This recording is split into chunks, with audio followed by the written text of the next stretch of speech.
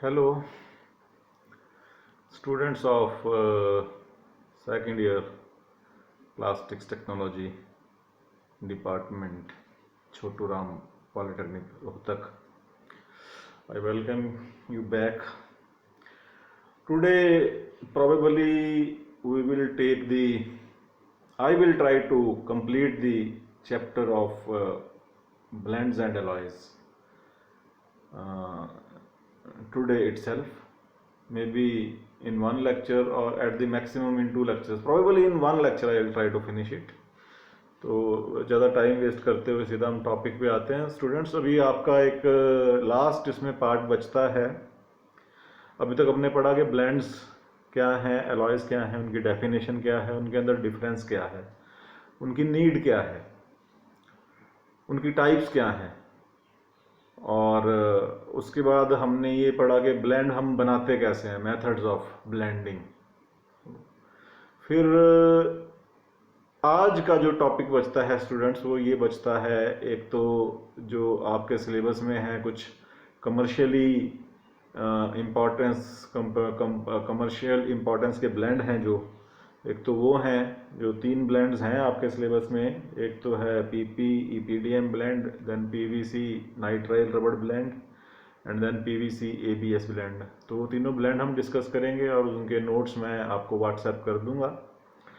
और उसके अलावा जो एक इम्पॉर्टेंट चीज़ जो कि बहुत ज़्यादा तो आपके सिलेबस में नहीं है, लेकिन मैं आपको पढ़ाना चाहता हूँ for the sake of completion of the subject, क्योंकि ये बड़ी इम्पॉर्टेंट एक टॉपिक है जो कि मैं आपसे डिस्कस करना चाहता हूँ। और वो टॉपिक क्या है कि कंपैटिबलाइजेशन मेथड। तो स्टूडेंट्स थोड़ा सा मैं पीछे जाऊँगा to make you familiar with the कि what is the need of this compatibilization methods. तो थोड़ा सा हमें फिर ब्लेंड्स की डेफिनेशन पे जाना पड़ेगा, टाइप्स पे जाना पड़ेगा। तो जैसे मैंने बताया था कि ब्लेंड या एलॉय, इनमें डिफरेंस भी बताया था। Blend is a mix of 2 और मोर पॉलीमर्स और कोपॉलीमर्स। उसका टाइप्स मैंने आपको बताई थी कि मिसिबल ब्लेंड होता है, पार्शियली मिसिबल ब्लेंड होता है, इमिसिबल ब्लेंड होता है, और फिर एंड में मैंने आपको एक करवाया था कि कंपैटिबल ब्लेंड होता है। नॉर्मली उसमें मैंने आपको बताया था कि कंपैटिबल ब्लेंड कौन सा होता है, जो नॉर्मली पार्शियली मिसिबल होता है या फुली इमिसिबल होता है, और उसके अंदर हम कंपैटिबलाइजिंग एजेंट्स डाल के और या कोई मेथड्स यूज़ करते हैं, कंपैटिबलाइजेशन मेथड्स उसमें यूज़ करते हैं, जिससे कि हम उनको कंपैटिबल ब्लेंड्स बनाते हैं, और इनको हमने नाम दिया था alloys. compatible blends were named as alloys। ज़रूरत क्यों पड़ी इन टेक्निक्स की? क्योंकि स्टूडेंट्स जो मेजॉरिटी ऑफ ब्लेंड्स जो हमारे पास अवेलेबल हैं, जो कि हम प्लास्टिक्स इंडस्ट्री में यूज़ करते हैं फॉर वेरियस एप्लीकेशन, ऑटोमोबाइल में, इलेक्ट्रिकल में, और हाउस होल्ड एप्लीकेशंस में भी यूज़ करते हैं, सिविल वर्क्स में भी यूज़ करते हैं। तो जो मेजॉरिटी ऑफ ब्लेंड्स जो स्टूडेंट्स हमारे पास अवेलेबल हैं वो या तो पार्शियली मिसिबल होते हैं या टोटली इमिसिबल होते हैं। तो उनको फिर मिसिबल बनाने के लिए आपस में हमें क्या करना पड़ता है? अगर वो कोई ब्लेंड है आप बनाओगे कि आपका जो है पार्शियली मिसिबल है या इमिसिबल है, तो वो ब्लेंड तो हो जाएगा, उसके बाद आप उसका प्रोडक्ट भी बना लोगे, लेकिन आपको पता है कि ड्रॉबैक क्या होगा, क्योंकि उनकी मॉलिकुलर लेवल पे एफिनिटी नहीं है, आपस में उनकी पकड़ नहीं है, तो they won't have good mechanical properties। तो you may induce some required property which is other than mechanical property, लेकिन in the end mechanical property तो एक ऐसी प्रॉपर्टी है स्टूडेंट्स जो कि हर ब्लेंड में, हर एप्लीकेशन में हमें चाहिए, चाहे वो इलेक्ट्रिकल की वायर एंड केबल इंडस्ट्री हो या कोई भी इंडस्ट्री है, वहाँ पे आपको ये तो चाहिए। तो इसलिए हमें क्या करना पड़ता है स्टूडेंट्स के कंपैटिबल बनाना पड़ता है उन ब्लेंड्स को जो कि पार्शियली मिसिबल हैं या इमिसिबल हैं। और वो हम कैसे करते हैं स्टूडेंट्स? मैंने आपको बताया था कि ये पॉसिबिलिटी बनती है by enhancing their morphologies, their interfacial attractions. Actually कोई भी चीज़ की मिसिबिलिटी या इमिसिबिलिटी कैसे बनती है? वो बनती है by the enhancing their morphology, surface properties उनकी। जो सरफेस मॉर्फोलॉजी है उसको इन्हांस करके। जैसे एक छोटी सी एग्जांपल है स्टूडेंट्स के, जैसे आप ऑयल और पानी है, आप अगर ऑयल को डालते हो पानी के अंदर तो कभी भी वो आपको एक होमोजेनियस मिक्स नहीं देगा, क्योंकि they are not compatible with each other. तो फिर अगर आप उसके अंदर कुछ इमल्सिफाइंग एजेंट डाल देते हो तो आप क्या देखोगे कि बहुत ज़्यादा होमोजीनियस आपको एक फॉर्म मिल जाएगी, एक सोल्यूशन लाइक फॉर्म मिल जाएगी।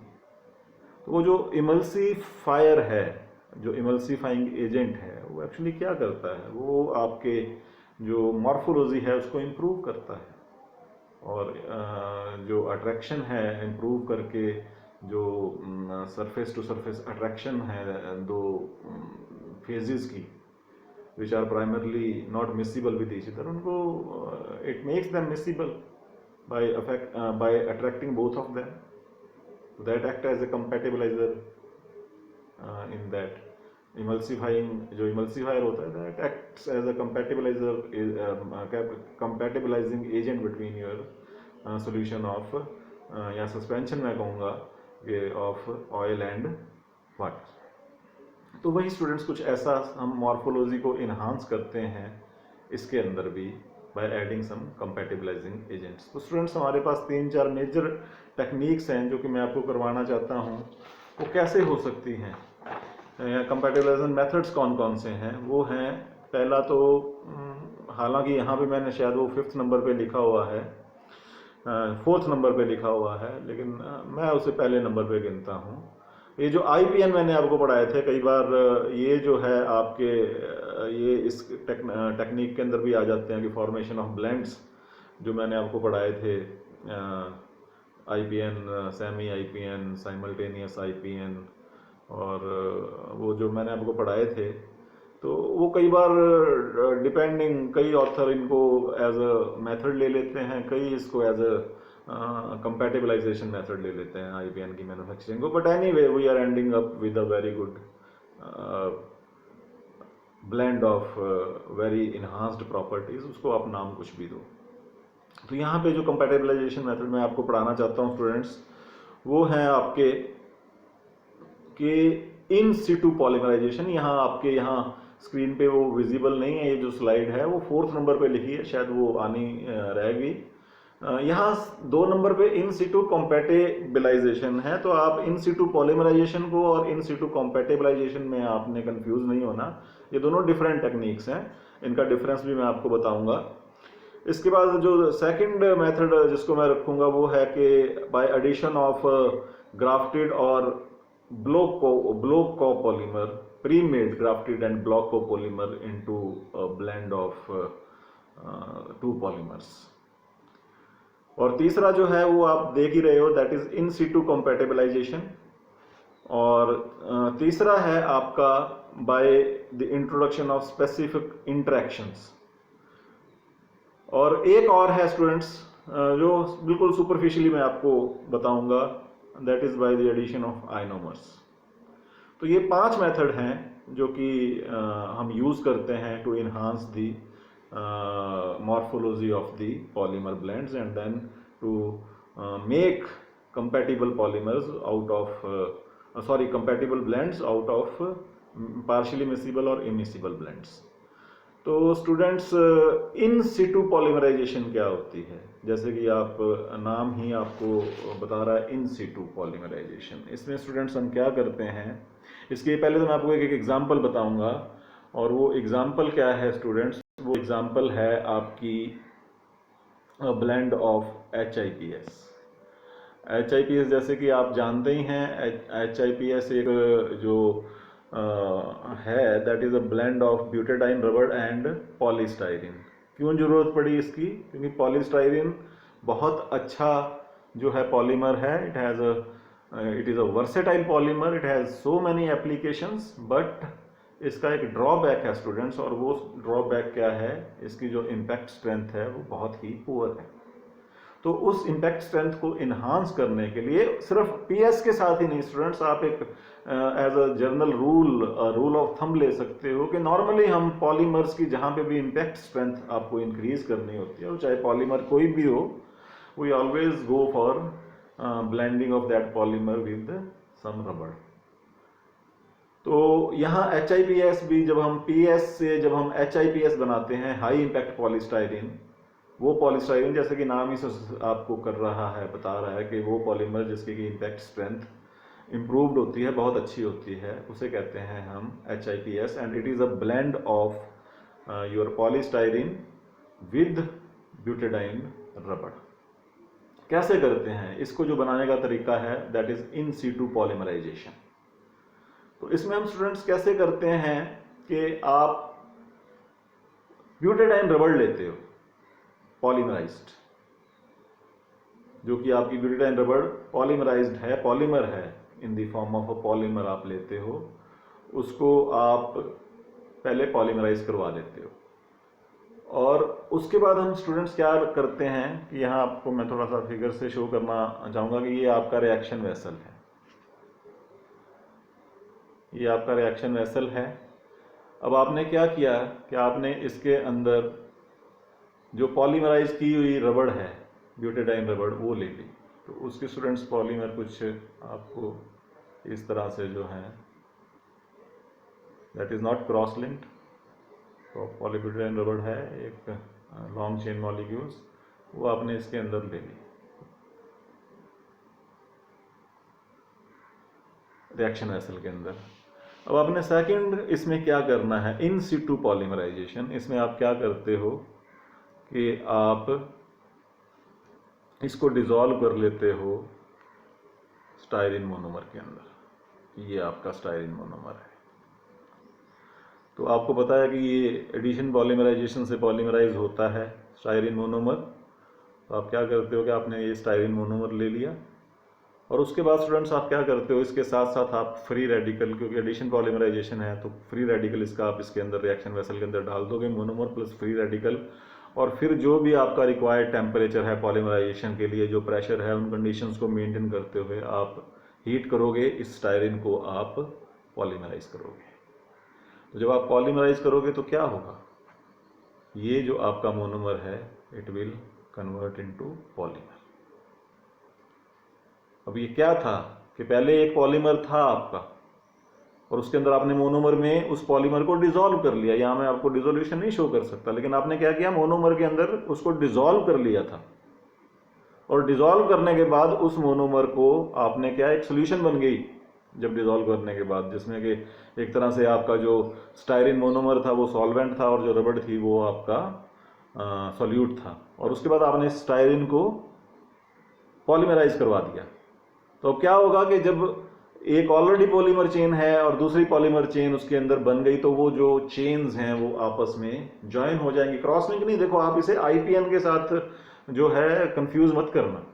आपको जी फिर IPN में और इसमें क्या फर्क है स्टूडेंट्स? IPN नेटवर्किंग की बात करते हैं, वहां पे क्रॉस लिंकिंग एजेंट होता है जो कि एक नेटवर्क बनाता है 3 डायमेंशनल। इसके अंदर 3 डायमेंशनल नेटवर्क नहीं है, इसके अंदर इन सिटू पॉलीमराइजेशन है।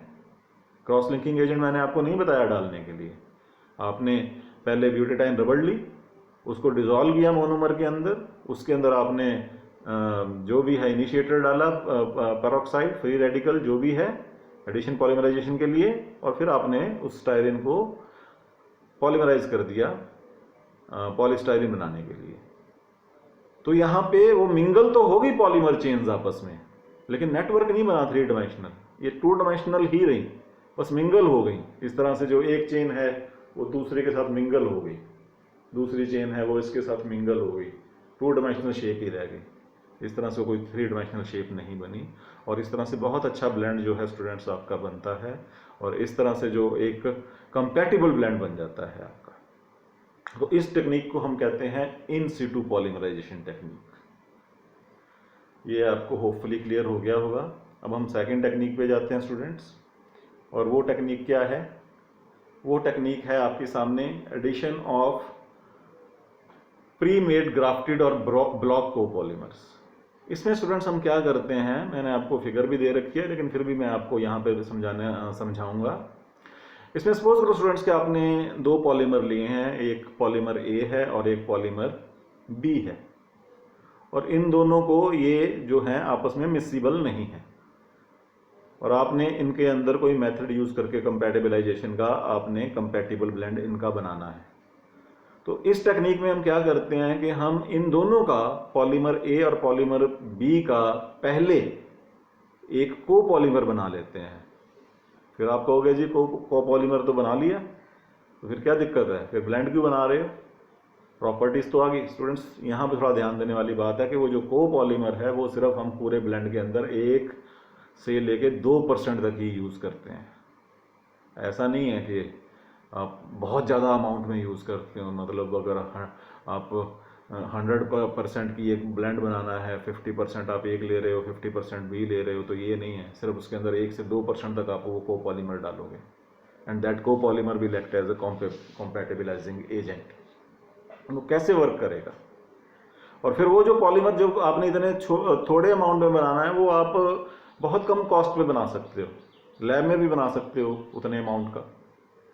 हर एक इंडस्ट्री की अपनी लैब्स होती हैं, वहाँ बना लो उसको, और फिर जहाँ आपने प्रोसेसिंग यानी उनकी सिंथेसाइजेशन करनी है ब्लेंड की लार्ज अमाउंट में, वहाँ पे आप उसको यूज़ कर लो कोपॉलीमर को। तो अब यहाँ पे फिर मैं आपको बताऊँगा, थोड़ा सा स्क्रीन पे बनाने में थोड़ा डिफ़िकल्ट तो होगा, लेकिन चलो आई विल ट्राई। तो स्टूडेंट्स चलो हम ले लेते हैं ये ब्लैक कलर। इसमें क्या है स्टूडेंट्स कि ये समझो कि पहले हम लेते हैं आपका प्रीमेड ग्राफ्टेड एंड ब्लॉक ले लेते हैं पहले। ये ब्लॉक कोपॉलीमर है, ये समझो कि ये आपने लिया, ये एक ब्लॉक है आपके पास, ये ब्लॉक किसका है, ये पॉलीमर ए का, और एक ये इस तरह से, और फिर इस तरह से, ये वैसे फिगर बनी हुई है। और फिर हम क्या करते हैं, अब ये ए पॉलीमर है, उसके बाद इसके अंदर जो ब्लॉक है, ये फर्स्ट ब्लॉक शो कर रहा हूँ, अब हम सेकंड ब्लॉक शो करेंगे। तो सेकंड ब्लॉक आप देख रहे हो, ये जो सेकंड ब्लॉक मैं आपको शो कर रहा हूँ, ये जॉइंट हैं आपस में, इट इज़ अ कोपॉलीमर। अब ये थोड़ा, क्योंकि स्क्रीन छोटी है मेरे लिए, थोड़ा बनाना डिफ़िकल्ट है, तो ये उनके बीच दूसरा ब्लॉक है। ठीक है स्टूडेंट्स, ये आप देख रहे हो, ये ब्लॉक है, और ये अगला ब्लॉक रिपीट हो रहा है। ब्लॉक पॉलीमर में आपको पता है कि कोपॉलीमर में एक ब्लॉक होता है, पहले एक पॉलीमर का, पॉलीमर के मोनोमर के मॉलिक्यूल्स का, फिर अगला ब्लॉक होता है दूसरे मोनोमर के मॉलिक्यूल्स का, और इस तरह से पॉलीमर की चेन बनती है। तो ये है, अब समझो कि ये ब्लैक वाला है स्टूडेंट्स, ये है पॉलीमर ए, और ये जो रेड में शो कर रहा है ये है पॉलीमर बी।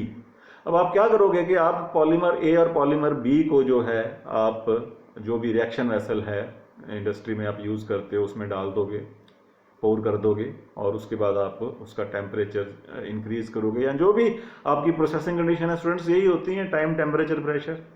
तो इनको जब आप एडजस्ट करोगे तो क्या होगा उसके बाद, अब क्या होगा कि ये जो पॉलीमर ए है आपका, अब यहाँ पे मैं जानबूझ के एक डिफरेंट कलर ले रहा हूँ, मतलब ये ब्लैक भी ले सकता हूँ, लेकिन यहाँ ब्लू लूँगा मैं। तो जो पॉलीमर ए है सपोज करो, जो कि ब्लू कलर में है, वो क्या करेगा, वो यहाँ पे ऐड हो गया आपके। ये बहुत बड़ा पॉलीमर है, बहुत सारे लाखों करोड़ों अरबों मॉलिक्यूल ही इसके हैं आपके इन पॉलीमर ए और पॉलीमर बी के, और इतने ही मॉलिक्यूल्स, भले ही वो 1 से 2% हैं, लेकिन वो भी बहुत ज़्यादा अमाउंट में ये कोपॉलीमर भी है उस ब्लेंड के अंदर, तो हमें कुछ वरी करने की ज़रूरत नहीं है उसमें। ये मैं एक इंट्रैक्शन दिखा रहा हूँ आपको। तो ये हो गया, और अब मैं पॉलीमर बी को लेता हूँ स्टूडेंट्स, एक इस कलर में ले लेता हूँ। तो वो अब पॉलीमर बी, ये जो कोपॉलीमर में जो बी था वो था रेड, तो अब ये इस तरह से ब्लॉक है, तो क्या कि ये जो है आपका, ये इससे ज्वाइन हो गया। अब आप देख रहे हो ये जो ब्लॉक कोपॉलीमर है, ये इन दोनों के बीच में कंपैटिबलाइजर का बन गया एक तरह से। इसने इन दोनों की मॉर्फोलॉजी को इन्हांस कर दिया। ए वाला जो आपका कोपॉलीमर था, ए वाला ब्लेंड, ए वाला जो पॉलीमर था वो उसके ब्लॉक से अटैच हो गया, जो बी वाला था वो बी के ब्लॉक से अटैच हो गया। तो इस तरह से जो है ये कंपैटिबलाइजेशन होगी। ब्लॉक के केस में ये मैंने आपको नीचे फिगर दे रखी है स्टूडेंट्स, आप देख सकते हो, कुछ ज़्यादा इसमें नहीं है। ये नीचे ये अब ब्लॉक है, ब्लॉक कोपॉलीमर आप जानते ही हो कि एक साइड में एक सेंटर में एक चेन होती है, जिसे आप कह सकते हो कि सेंट्रल बैकबोन, वो पॉलीमर एक पर्टिकुलर पॉलीमर की होती है, जो कि मैंने ए पॉलीमर की यहाँ बना रखी है, और बी पॉलीमर ब्लॉक्स में जो है, सॉरी ग्राफ्टेड में, ये ग्राफ्ट हो रखा है उसके ऊपर, उसकी चेन्स दूसरी ये बन रही हैं दोनों तरफ से, ये आप देख रहे हो, ये बी पॉलीमर की, और ये मैंने दिखाया भी है। अब होगा क्या, जब आपका पॉलीमर अपना मेल्ट आप ब्लेंड बनाओगे, तो जो पॉलीमर ए है वो सिंपली ए के साथ यहाँ अटैच हो गया, पॉलीमर ए यहाँ अटैच हो गया। बी जो है, ये जो ब्लॉक्स साइड में ग्राफ्टेड हैं बी के पॉलीमर की चेन का, पॉलीमर चेन, उसके साथ बी अटैच हो गया, दोनों की एफिनिटी है आपस में। और इस तरह से ये जो ब्लॉक को पॉलीमर है, इसने इनकी मॉर्फोलॉजी जो है इन्हांस कर दी। ऐसा नहीं है कि यहाँ पे मैंने दो पॉलीमर बी को नीचे शो किया है और दो को ऊपर, ऐसा नहीं है कि सिर्फ एक ही जगह अटैच हो सकते हैं, ये दोनों जगह अटैच हो सकते हैं। वो आपको वरी करने की जरूरत नहीं है, बस एक बनाने का ढंग है ये। तो इस तरह से, चलो फिर भी मैं आपको थोड़ा सा अब इसका भी थोड़ा सा मेथड बताता हूँ स्टूडेंट्स। अब हम क्या करते हैं कि सपोज करो कि फिर मैं लेता हूँ कि ये आपका कोपॉलीमर है, ये आपका है ए, और इसके ऊपर ये ब्लॉक्स लगे हुए हैं, इस तरह से ग्राफ्ट किए हुए हैं, ये ग्राफ्टेड है। अब सपोज करो कि जो पॉलीमर ए है, जो यहाँ पे ब्लैक है, उसको हम फिर ले लेते हैं ग्रीन में। तो वो क्या करेगा, उसकी लंबी लंबी चेन्स हैं, वो यहाँ पे अटैच हो जाएगा, यहाँ पे अटैच हो जाएगा, ठीक है। जो पॉलीमर बी है उसको हम ब्लू में ले लेते हैं यहाँ पे, वो क्या करेगा, वो ये जो यहाँ पे जो है, क्योंकि उसकी एफिनिटी पॉलीमर ए जो है बी के साथ है। तो इट इज़ क्वाइट क्लियर। अब जो है ये कॉम्पेटिबलाइजर एक्ट कर रहा है जो आपका कोपॉलीमर है, और इसने जो भी पॉलीमर ए और पॉलीमर बी को आपस में ज्वाइन करवा दिया स्टूडेंट्स। तो इसको कहते हैं हम addition of pre made grafted and block copolymers. इनसे जो है आप इसको इम्प्रूव करते हो एडहीजन को, और एक जो इमिसिबल ब्लेंड होता है उसको कंपैटिबल ब्लेंड मैं कहूँगा, उसे आप कंपैटिबल ब्लेंड बनाते हो, नॉट मिसिबल। थोड़ा वर्ड जो है फिट नहीं है यहाँ उसके लिए कि हम ये कहेंगे कि इमिसिबल मिसिबल हो गया, मतलब कंपैटिबल हो गया, वो अलॉय बन गया, ठीक है स्टूडेंट। उसकी बॉन्डिंग हो गई, मैकेनिकल स्ट्रेंथ इंक्रीज हो गई। अब आपको जो आपने प्रॉपर्टीज उसके अंदर टेलर्ड मेड या जो भी आपने इंक्रीज करनी है दोनों पॉलीमर्स को ऐड करके, वो भी मिलेंगे आपको, प्लस आपको मैकेनिकल स्ट्रेंथ भी मिलेगी। तो स्टूडेंट्स ये था about your addition of pre made grafted and block copolymers. अब आ जाता है इन सिटू कॉम्पैटिबलाइजेशन। तो स्टूडेंट्स इसमें हम क्या करते हैं, इसमें सपोज करो कि आपके पास दो पॉलीमर हैं, पॉलीमर ए और पॉलीमर बी। एक के साथ एक्स फंक्शनल ग्रुप है और एक के साथ सपोज करो कि वाई फंक्शनल ग्रुप है। वो कोई भी हो सकता है, वो किसी एसिड का ग्रुप हो सकता है, अल्कोहल का ग्रुप हो सकता है, अमीन का ग्रुप हो सकता है, कुछ भी हो सकता है। कई बार क्या होता है कि एक के अंदर फंक्शनल ग्रुप नहीं है, दूसरे के अंदर है, लेकिन दोनों में से एक के अंदर होना जरूरी है। तो वो फंक्शनल ग्रुप है, तो हम क्या करते हैं कि फिर मैं आपको बाई फिगर बताता हूँ कि ये आपने ले लिया, ये है आपका, और इसके आगे है फंक्शनल ग्रुप एक्स, ठीक है स्टूडेंट्स। और एक दूसरा आपके पास पॉलीमर है और उसके आगे फंक्शनल ग्रुप क्या है यहाँ पे, वाई। हो सकता है कभी एक के अंदर एक्स ना हो, तो वो हम क्या करते हैं कि वो एक एडिटिव डाल देते हैं ड्यूरिंग ब्लेंडिंग उसके अंदर। वो ब्लेंडिंग जब आप करते हो, दैट में बी योर एक्सट्रूजन और एनीथिंग, तो जब वो टेम्परेचर पे वो उसके साथ फंक्शनल ग्रुप जिस पॉलीमर के साथ फंक्शनल ग्रुप नहीं है उसके साथ बना लेता है। अब ये मुझे बिल्कुल आई एम नॉट श्योर कि भाई एक के साथ होना जरूरी है कि नहीं, लेकिन जहाँ तक है कि भाई एक के साथ शायद होना चाहिए, क्योंकि दोनों के साथ ही फंक्शनल ग्रुप अटैच करवा के और फिर फंक्शनल ग्रुप को आपस में रिएक्ट करवाना शायद थोड़ा सा टीडियस काम हो जाएगा, लेकिन टेक्नोलॉजी है, शायद ये भी होता हो कहीं पे। चलो एनीवे, अब आपके पास फंक्शनल ग्रुप हैं, आप यहाँ मान के चलो। वो कैसे हैं, आपने इंड्यूस किए या ऑलरेडी उन पॉलीमर्स के साथ हैं, वो हमारा क्वेश्चन नहीं है। और आप क्या करवाते हो कि जब आपकी पॉलीमराइजेशन होती है तो आप क्या करवाते हो कि अब क्या हुआ, ये जो फंक्शनल ग्रुप है ये मैं यहाँ शो करूँगा x डॉट, और दूसरा जो था अब यहाँ पे y डॉट। ये आप ग्रीन कलर को भूल जाओ, बस मैं आपको एक बॉन्ड शो करना चाहता हूँ। और ये डॉट मैंने क्यों डाले, ये डॉट मैंने इसलिए डाले कि जब वो फंक्शनल ग्रुप आपस में रिएक्ट करते हैं, आपने देखा होगा कंडेंसेशन पॉलीमराइजेशन में, तो उनकी जो ब्रांचेज हैं वो मॉडिफाई होती हैं, कुछ ब्रांचेस टूटती हैं, नई ब्रांचेस बनती हैं। तो वो मतलब मोर और लेस एक्स और वाई ही रहेंगे, लेकिन हाउ दे विल ज्वाइन, उनकी रिएक्शन होगी। That is why it is called in situ compatibilization, यानी कि आपकी ब्लेंडिंग भी हो रही है और उसके बाद ड्यूरिंग ब्लेंडिंग ही ये कंपैटिबलाइजेशन हो रही है। यहाँ पे क्या फर्क हुआ कि आपको यहाँ पे एक प्री मेड जो है कोपॉलीमर नहीं डालना पड़ा, जो कि आपका इससे प्रीवियस केस में था। आपने एक प्री मेड जो है पॉलीमर कोपॉलीमर उसके अंदर यूज़ किया था। यहाँ पे क्या है कि उसके ब्लेंडिंग भी हो रही है और उसके साथ साथ ही कंपैटिबलाइजेशन भी हो रही है, because by the virtue of the nature of the individual polymers. तो इसके फायदे भी हैं कि वो सरफेस के ऊपर जो है होती है साइमल्टेनियसली ब्लेंडिंग, और लेकिन ये है कि थोड़ा ये कंट्रोल करना भी पड़ता है इसको। ये जो आपका नए बॉन्ड्स बन रहे हैं तो इनकी केमिस्ट्री को कंट्रोल करना थोड़ा सा टीडियस जॉब है, बट ये एक दूसरा मेथड है जिसे हम कहते हैं इन सीटू कंपैटिबलाइजेशन। ठीक है स्टूडेंट्स। उसके बाद है एडिशन ऑफ स्पेसिफिक इंटरेक्शन। तो स्पेसिफिक इंटरेक्शन में क्या है स्टूडेंट्स के हम क्या करते हैं कि जैसे आपने एक पॉलीमर लिया, फिर दूसरा पॉलीमर लिया, आप उनके बॉन्ड्स जो ऑलरेडी उनके अंदर प्रेजेंट है ना, जो आप प्रोसेसिंग कंडीशंस यूज करते हो ब्लेंडिंग के लिए, उनको इस तरह से इन्हांस करते हो कि उनके अंदर ही नए बॉन्ड बन जाते हैं, स्पेसिफिक इंटरेक्शंस हो जाती हैं, मॉडिफिकेशन हो जाती हैं उनके अंदर ही, सरफेस के अंदर। हम कुछ भी बाहर से नहीं डालते, कोई थर्ड जो है चीज इसमें नहीं डालते, क्योंकि सेकंड नंबर पे मैंने आपको बताया था कि कई बार क्या होता है कि एक के अंदर तो फंक्शनल ग्रुप है लेकिन दूसरे के अंदर नहीं है, तो फिर हमें वहां पे कुछ ऐसा केमिकल डालना पड़ता है कि जो इंड्यूस करता है, यानी एक थर्ड कंपोनेंट आ गया ब्लेंड ए, अपना पॉलीमर ए और बी के अलावा भी। लेकिन इसमें क्या करते हैं स्टूडेंट्स के वो जो पॉलीमर ए है और जो पॉलीमर बी है उन्हीं को मॉडिफाई करते हैं during processing by varying the conditions of processing blending, और नए बॉन्ड बनाते हैं। तो यहां लिखा मैंने specific interactions that result in decrease in Gibbs free energy. तो मैंने आपको बताया था शुरू में कि एक अच्छा ब्लेंड वो होता है जिसकी जो गिब्स फ्री एनर्जी है जो नेगेटिव हो और इंथाल्पी ऑफ मिक्सिंग भी नेगेटिव हो।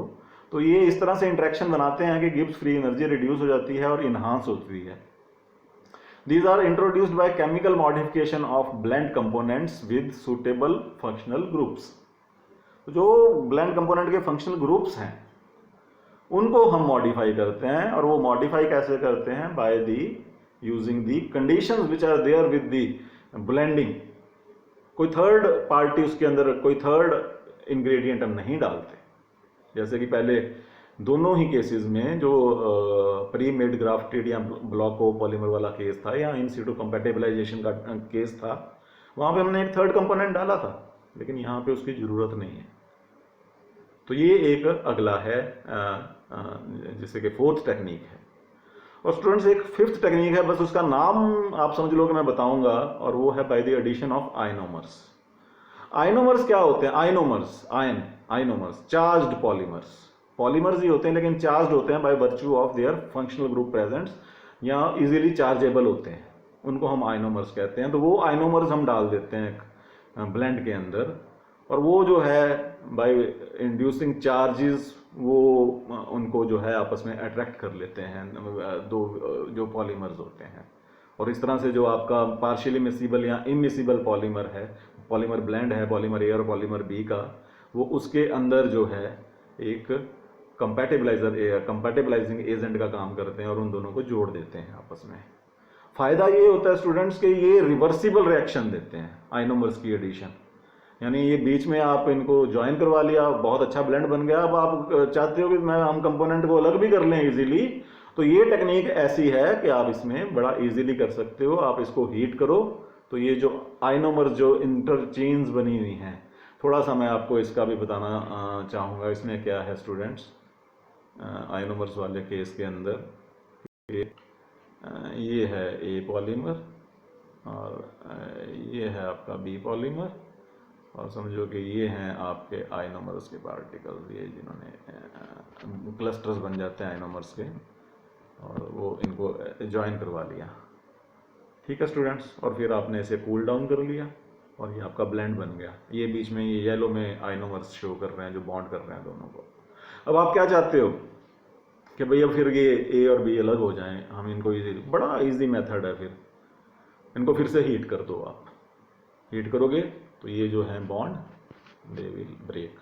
डिफरेंट कलर यूज़ कर लेता हूँ। ये बॉन्ड जो है ये ब्रेक हो जाएगा, फिर ए अलग और बी अलग। तो इस तरह से जो है आपका ये रिवर्सिबल रिएक्शन देता है। ये किसी और के साथ पॉसिबल नहीं है, इसका ये बेनिफिट है आइनोमर्स वाले केस का। तो स्टूडेंट्स होपफुली ये आपको सारे मेथड्स जो हैं ये क्लियर हो गए होंगे। तो ये हैं स्टूडेंट्स कंपैटिबलाइजेशन के मेथड्स जो कि हम कॉमनली यूज़ करते हैं with your making of blends which are previously immiscible or partially miscible, but we make them compatible, we make them alloy out of blends. तो होपफुली ये स्टूडेंट्स आपको क्लियर हो गया होगा। अब नेक्स्ट आज ही मैं नेक्स्ट लेक्चर में आपको पढ़ाऊंगा जो आपके सिलेबस के अंदर 3 कमर्शियली अवेलेबल पॉलीमर ब्लेंड्स हैं। तो for now we'll take a short break and we'll meet. Okay students.